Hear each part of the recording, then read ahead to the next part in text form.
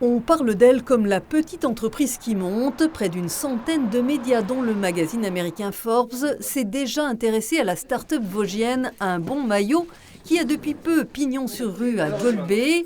Deux cofondateurs ont réinventé la pochette surprise avec la vente en ligne de box mystères de maillots de sport, de foot, rugby et plus récemment de basket. La société se place au pied du podium des meilleurs vendeurs en France de maillots derrière les clubs de Lyon, de l'OM ou du PSG. Elle s'est fait connaître via les réseaux.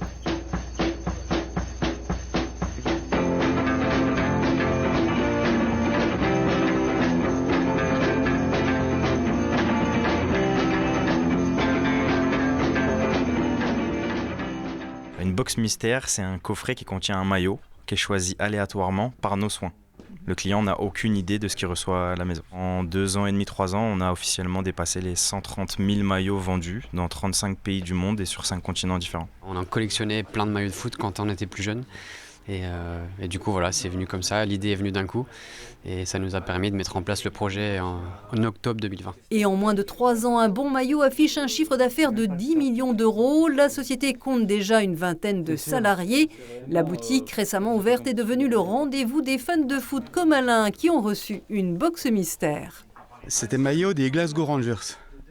Donc un club qui est assez bien coté, mais qu'on n'aurait pas spécialement le réflexe à acheter en boutique. Et dans les coulisses, les employés préparent les commandes avec sur les rayons des centaines de références. Exemple avec le rugby. C'est un deal qu'on a signé avec le Stade Toulousain. Et en fait, c'est leur maillot de Coupe d'Europe de l'an passé qu'on a récupéré au club. C'est les derniers en fait. Mais c'est bien les maillots de foot qui représentent 85% des ventes. Majoritairement des maillots qu'on appelle normaux, mais on a aussi des maillots floqués avec le nom des joueurs et même des maillots portés par les joueurs en question. Donc ils sont portés, dédicacés, ils les ont portés pour des matchs et nous on les récupère et on les revend.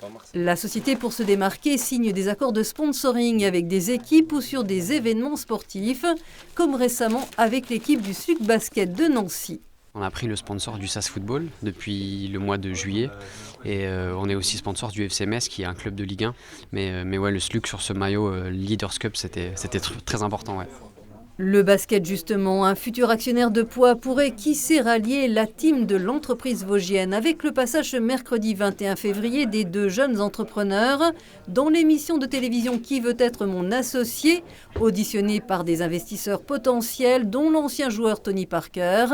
Un match en tout cas déjà gagné en termes de visibilité.